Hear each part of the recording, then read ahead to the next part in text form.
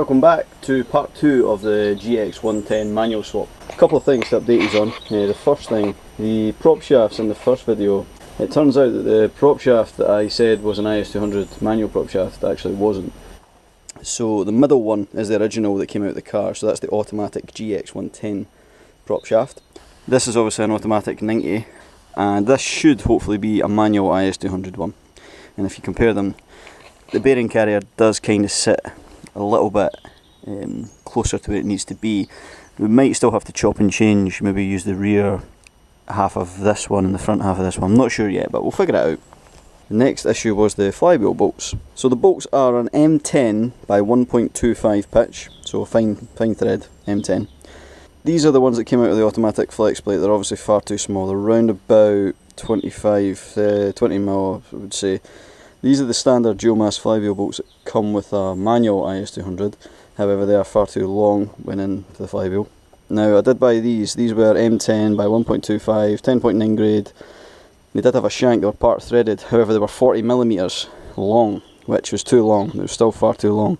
So I bought these as well. Now these ones don't have a shank at the bottom, and they also don't have much of a washer built into the cap. However, they are a high grade, they're 12.9, so the highest you can get usually with a bolt. So I think I'm just going to run these. I don't really have much choice, and if the flywheel falls off, well, I did try. So these are just M10 by 1.25 socket cap screws, 30mm in length. So if you're ever doing one of these conversions, try and get a shanked one if you can. Maybe a machine shop could make you some, but extra safe, but some red Loctite as well, so that should hopefully do the job. Now I did have a look online for the torque setting for the IS200 manual flywheel bolts, and I couldn't find anything, so maybe go for like a standard Toyota flywheel torque setting, and yeah, just hopefully that should do. Again, hopefully it just doesn't fly off and, chop my legs off. And for the clutch, I just went for a cheap but cheerful Japanese quality, I suppose. I wasn't going to buy a Transmech or anything like that because they're cheap shit, but this is cheap, but it's not shit. Hopefully it fits up. I've not actually tested this yet, so this is a first for me. Looks good. Another thing with the flywheel as well, I bought these dowels. Again, I didn't know which size of dowels to go for. I knew that they were 8mm, so they're 8mm. I ordered 24mm length just because I wasn't too sure, and I kind of thought that, I could always chop them down if they were too long. They seem okay. I just hammered them in with a copper hammer, and they seem to be okay. They're not going anywhere. So yeah, they should hopefully do the job. So I just need to get myself some socket M8s. Some 20mm ones for the pressure plate, and then we'll put it on the car, hopefully. So while I'm waiting on the bolts, I'm going to do the pilot bearing. Hello!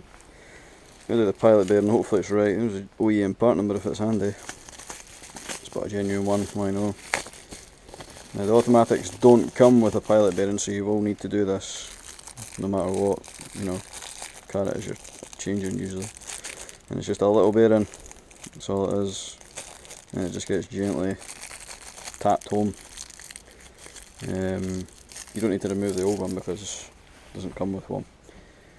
Now I always forget how you press these. I'm sure you press from the outside, so you want to press on the outside and not the inside. I always get that mixed up, so what I'm probably telling you is the exact opposite, but yeah, it should be pretty straightforward. Just get a nice big socket that fits over the outside, tap it home with a gentle, with the old leather side, maybe even copper if it's a bit tight. Put a bit of grease on it as well, it should be fucking mint. So a 32mm socket, seems to be the daddy, it just fits, and it's pretty flat as well, so it should hit the whole thing. So let's go and quickly put this in. Okay, so this is pilot bearing, this is the hole. Now it does look a little bit too big for the hole, if I'm being honest, but I think there is a slightly smaller diameter inside. So get some grease quickly. This is actually meant for the throwout bearing, but I'll put a little bit on this just to be safe. So I would just put a little bit on the outside, not too much because it goes fucking everywhere anyway. Smear it on. Right, now the hard bit is going to be getting this to go in because it's got a lip on it, but I think if I just push this, which is very tight.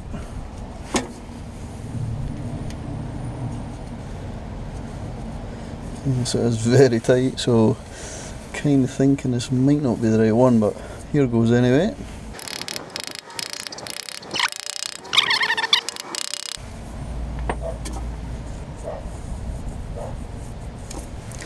I think that's it. Doesn't really go all the way in. It must get stopped by that lip. Don't really want to push it in anymore, but that looks okay. Obviously the input shaft of the gearbox goes into this dowel. Sorry, for the input shaft goes in there. So yeah, you can kind of see, but that looks like it's in all the way. I've kind of tapped it as much as I want. Don't want to break it, so I think that will do. So yeah, I can confirm the pilot bearing is all good. All good in the hood. So next, get the flywheel on. So just gonna offer it up. So I'm just gonna put one of these in just now.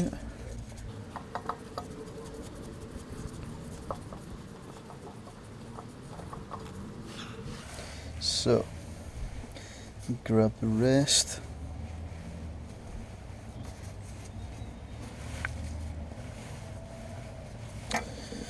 So grab some Loctite, red Loctite. Let's pop some on the end. And stuff stinks.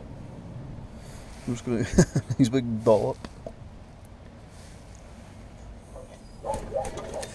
Right, I need to lock the engine. Probably just going to do that with a big 22mm socket, I think it is. Okay, so I've got a big breaker bar on the crank pulley. 22mm socket. I'll just put a big breaker bar there. Stupidly, I should have put the bar on the other side because yeah, I'm back to front, but it's only 74 Newton meters. That's the only torque setting I could really find, and that was for a 1G GTE, so can't be too far off at that. Although I'm not sure what bolts that was for, but hey ho, these are 12.9, so if they're going to snap, may as well do it properly.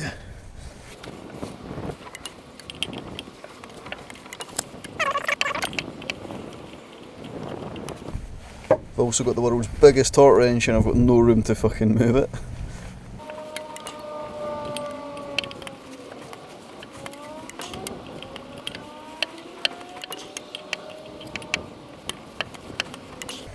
So that's them all torqued, so just pretty much go back to the start and do them once more.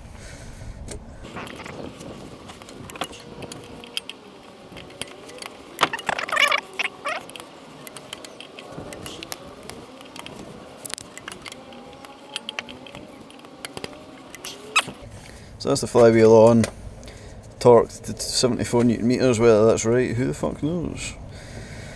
So, time to get the clutch friction disc on, get the alignment tool out, hopefully it lines up not too bad. So I actually have two alignment tools. I've got this D-Raper, it's a universal one. It's okay. I wouldn't say it's great because these are tapered, but they still move about a little bit. I also have this. Would you look at that? It fits. Just need to make sure that the dowel fits the spigot bearing, but it should be because it came off a Toyota, so this is for a JZ. It should be the same. So, friction disc. A wise man always told me the flat side goes to the engine. I don't think you can actually get this one wrong. You might actually, but yeah, the flat side usually goes to the engine. If it's wrong, blame him. I won't mention his name. Yeah, that's not going to be any good. So we're going to have to break out the universal tool. Fuck off, man. So you try to do this with fucking two hands, you need like three. So we'll just put a couple of these in, try and start them. Just to take the weight of the pressure plate, to take the weight of the friction disc, really stop it sliding down. But no doubt it'll probably fucking fall down anyway. So that's the kind of luck I'm getting. For anyone that's interested, this is a CTX 62 by Asian.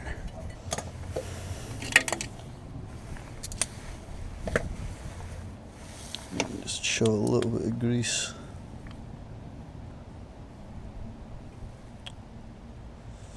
On the spline. Not anywhere else.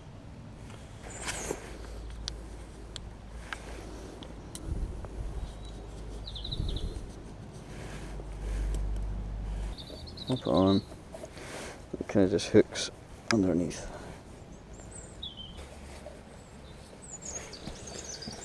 So yeah, I've seen better designs.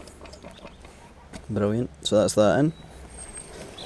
Okay, so our first problem is this box is a lot bigger than the automatic, so trying to get it underneath the car to start is going to be a lot harder. So I might have to push it through from the back or something, but yeah, the box is so much bigger. It's just the bell housing's a lot bigger, so brilliant. Good start, good start. Right, so I've put the box on. No point in taking a video of that, because if you've done a clutch you'll know what that looks like. Pain in the arse. So this is the box, like one bolt on the bell housing and the jack underneath, and you can see that this is what's stopping it. So you can see that it's actually starting to bend up the transmission kind of tunnel. So I'm just going to take the grinder and just cut, and then that should let me draw it up really. It's not the worst in the world. I mean, this will probably be covered by a centre console anyway, so you won't really see it. So let's get the grinder out. So that's just a quick chop with the grinder. I could probably do a little bit more, but I'll see if I can draw it up first, and then before we start cutting out the transmission tunnel. But it's looking good. So now that I know where the shifter sits in the tunnel, I'm going to now modify the box so it sits further back. These boxes, the J160 boxes, they've actually got two positions that the shifter can sit in. I probably should have done this with the box off the car, but I wasn't really too sure how it was going to sit, so I just left it. But you can do it in situ, it's just a bit harder. But there's two bolts here, like the big bracket here, because it's an external shifter, that will move back about 50mm, and it should line up with that a whole bit better. Should also maybe clear this area that I've had to cut. But so basically just going to remove it now, because I need to do it with the gearbox drained. So we'll do that, and we'll modify where the shifter sits.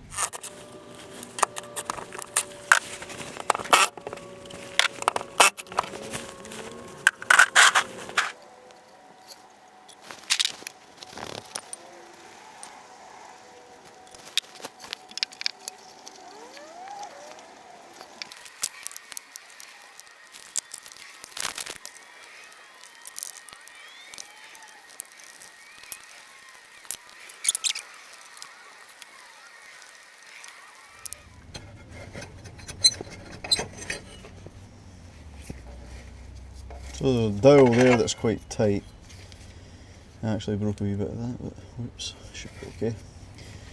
Right, need to take this boot off.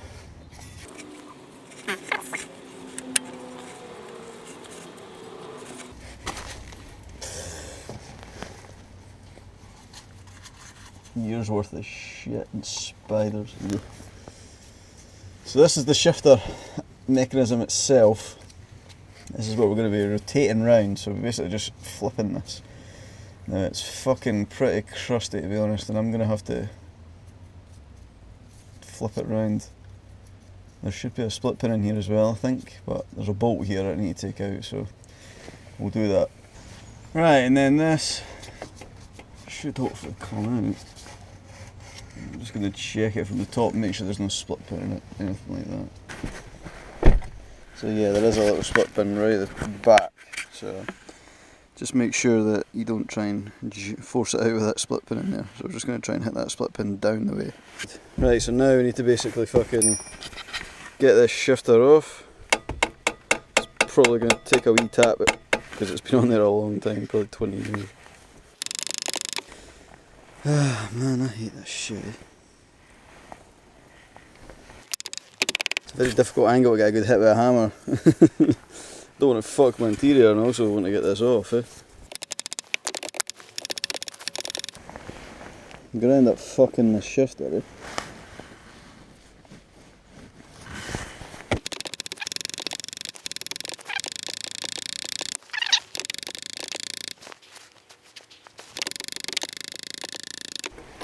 Woo! So there you go. That's how you get it off. Fuck me man, that was tight. Don't even know if that's going to be any good now. That's the thing we just obviously took off.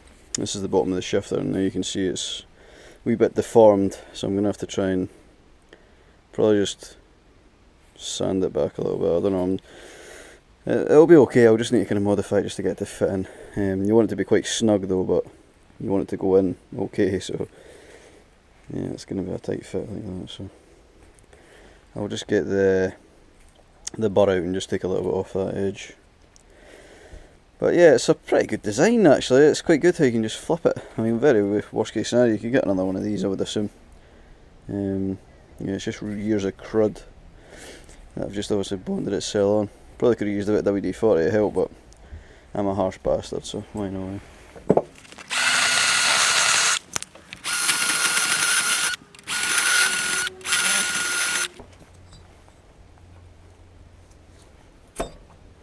Yeah, see, that didn't even take much. That'll be fine. It's still pretty snug, so that'll do the job. Just need to get it back out now. Yeah, it's a bit tight, but I'd rather it was a bit tight than loose, so that'll be fine. Right, so let's go and pop this back in the car. Right, so before the shifter would have sat like this, but we are wanting to move it back, so we're wanting to move it here, which should kind of sit in the, you know, the shifter housing a bit better.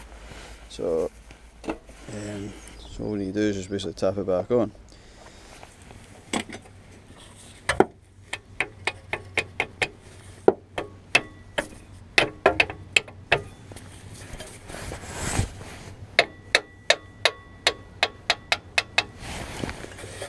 It's amazing what a bit of WD-40 does. Right, so there we go, so it sits like that. So we'll grab the 12mm, this does have red Loctite on it, but YOLO, pop that back in the top. Wait up, just start that. Make sure it starts with your fingers, don't just zap it in. And then send her home.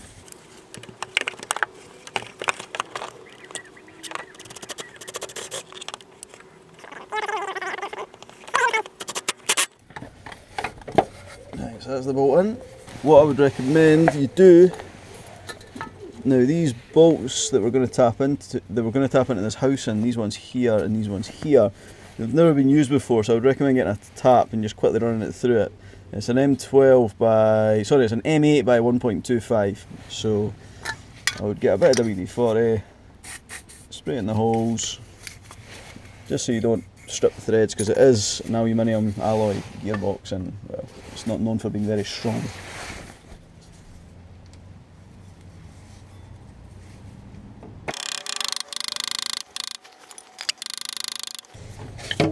Sorted, so that's that at home.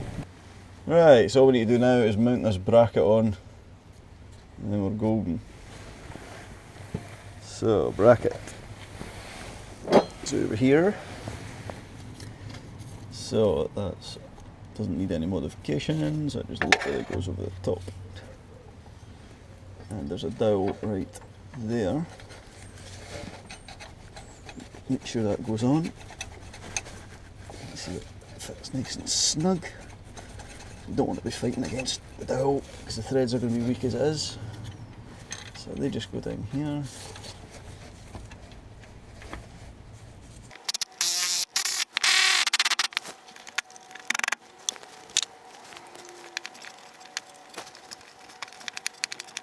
Okay, so that's all these bolts back in. That's the boot as best it can kind of be. It kind of just sits like that. Obviously it's not any good anymore, it's literally doing nothing, it will probably just drop down like that.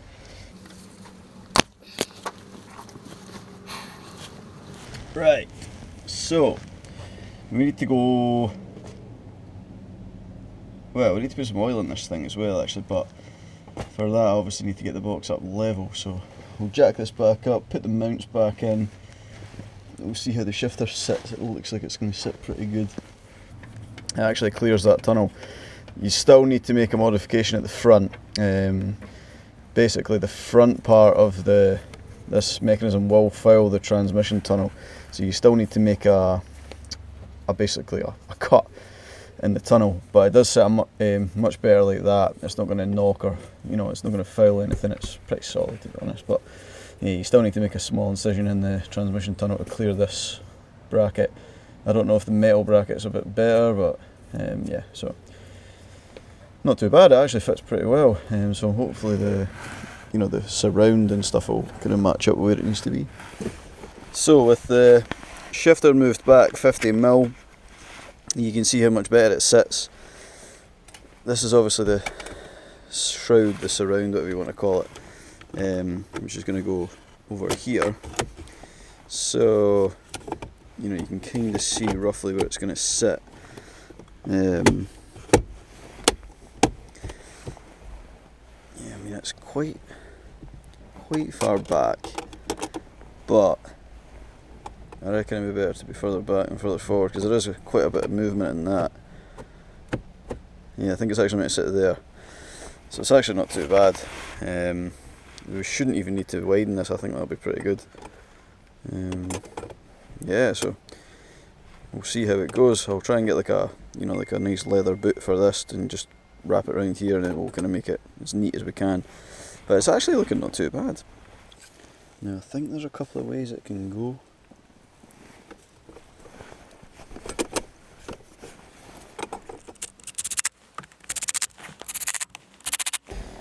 Right, just make sure all the gears work. So I've got first, second, third, fourth, fifth and sixth. And reverse, way over to the left and up, I think.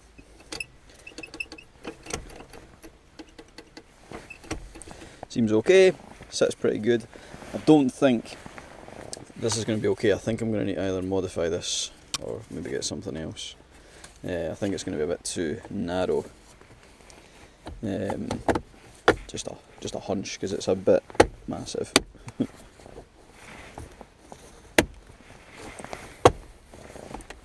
So that's how that's meant to sit.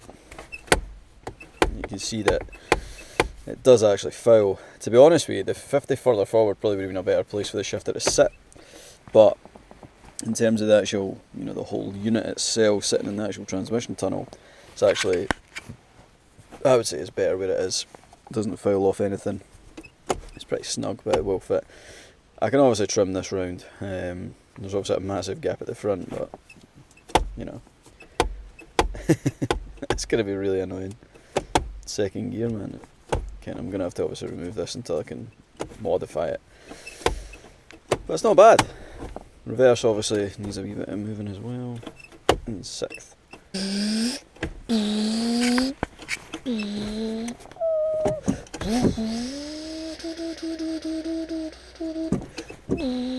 Oh man, love it. Manuel. So far so good. The yoke's in. Could probably go in a bit more, to be honest. But the carrier lines up with the bearing carrier lines up with the chassis. What are you doing? What are you doing in here?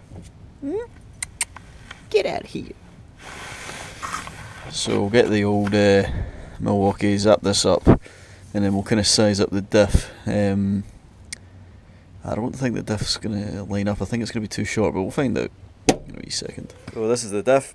It's all been welded up by my mate Fraser. He does all my diffs, so I know it's been done right. Not too fussed about what oil goes in these, because they're not really LSDs anymore, so I usually just get the cheapest shit I can find. Found this on eBay. Fuck it. Should do the job. Now I'm not 100% sure how much goes in these. I'm more of an R200 diff man myself. Usually these things take about 1.5 litres, so I think there's about half a litre in this, and I've got 1 litre in that other bottle, so.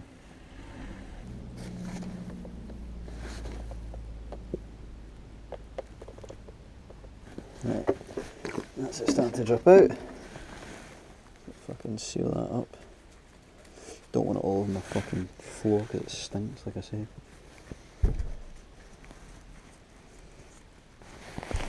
Big 10mm Allen key for these ones. Right, this is all good to go. Let's go and offer this up to the car, see what it looks like. Okay, so already I can see that this part of the prop's going to be too short. If you look at where the actual diff mounts are on the chassis versus where the diff mounts are on the diff, and you look how close to the pinion flange is to the mounts on the chassis, you can see it's far too short basically. So what I think I'm going to have to do is run the rear half of the prop from the original drive shaft, but it should just be a case of these all bolting up, so that shouldn't be too hard. So I will continue just putting the diff up just now, just so you know it's going to be something to aim for, if you like. Don't know if you can see, but I've got the two new diff bushes at the back, nice red strong flex ones. They were a fucking nightmare to push in because they're obviously barbed at the ends, but they're not too bad to install, to be honest. Getting the old bush out is the fucking more tricky part, but at least with this there's only one old bush to take out, and you can see. So that's the IS200 prop shaft into the box, bolted up to the prop carrier. Now this is the standard IS200 prop shaft. Now as you can see, it's about, I don't know, it's like 100mm maybe? Like 100mm too short, because that's it in the diff. So you can see that it's not long enough. Now this is the one that came out of this is the automatic GX110 drop shaft rear section, obviously. So that's it in the diff, and as you can see, it's perfect. It lines up absolutely perfect. So there you go. So quite happy at that. That means you don't have to make up a custom prop shaft or anything like that, because that would obviously add on time and money. Loosen that a bit actually before I tighten it all up. Just to obviously take up any slack. Only few jobs left to do are trim down the brake pedal, but that can wait obviously. I need to install the slave cylinder, make a line-up for it as well, bleed it, put some gearbox oil in it, and I think that's pretty much it. I think it should be ready to drive out. About fucking time. Oh yeah, and give it a wash. The amount of bird shit that's now on my car is fucking horrible. So I'm just getting the slave cylinder ready for the car. I'm just basically making a new pipe up for scratch, because the ones that are on it are just old and rotten. So I'll just make a new pipe up. Plus, it probably won't bolt up anyway, so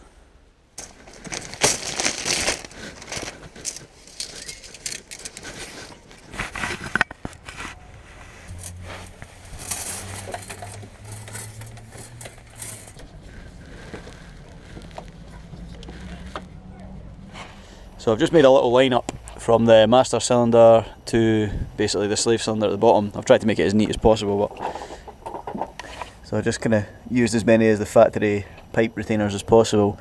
I didn't put a flexi on it mainly because I didn't have one, but it should be okay, man. It's fucking, it won't move that much. I got my girlfriend to help me bleed it, and then fucking looks to be like it's engaging okay. So literally the only thing I need to put on is the exhaust.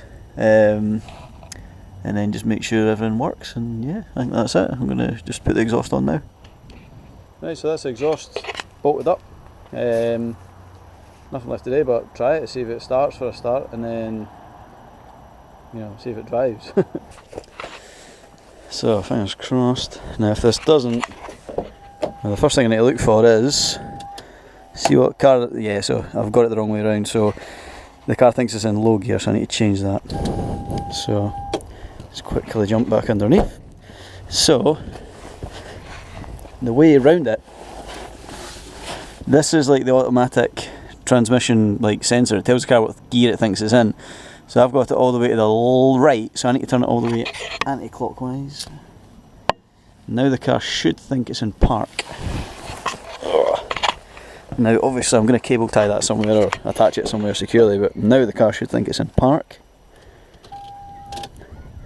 And it should start. So it's good.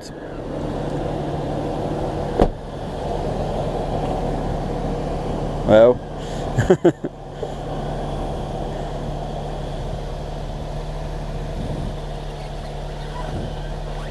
that's fine. It's in neutral, it's just obviously got a little bit of drive, but so the ABS light's on and engine management light's on. Not too sure why, but that's not a big deal. Main question is, does the car have drive? It certainly looks like it's got drive. So all I need to do now let it down, basically give it a wee road test really, and yeah, that should be it. So the car, I can confirm the car drives okay. There is a couple of engine management lights on, etc. And obviously there's a big gaping hole down here, but I need to get obviously some trim and stuff like that. But I can confirm that the car works, it drives. Yeah, the last thing to do is obviously just fix all this mess. I'm gonna try and put all the stuff from my white GX110 across just to make sure everything matches up. And then I'm just going to get another centre console, shifter, boot, etc. and hopefully it all fits together. The only thing I will need to do is the footrest is a bit too big, so I'm going to have to either remove it completely or just maybe make it a bit smaller, because it's very difficult to put the pedal down completely just because it's in the way. But in terms of the brake, it's a good distance away. As you can see, I just trimmed the brake pedal down. There's no need to change it really, it fits pretty good to be honest. But yeah, there's obviously an engine management light and an ABS light, but obviously the car thinks there's no gearbox, so that's why. The gearbox itself is quite noisy to be honest, so I don't know if the box is maybe on its way out because it is untested. Maybe just need to put some thicker gearbox oil in it, or maybe some sawdust. But yeah, so that's pretty much it. Like I said, the car drives fine. All the shifter, like gears, like everything, you know, like that's reverse. First is quite hard to get on these. Second, first, second, third, fourth, fifth and sixth. Fifth obviously hits the gear stick a little bit, but you only really use it when you're on the fucking motorway anyway. But obviously once the gear stick's down, you know, no clearance issues at all. Yeah, it's pretty fucking good to be honest. I might obviously have to, well, I could maybe try and make these work, but easier just getting the ones that fit. But yeah, I'm delighted.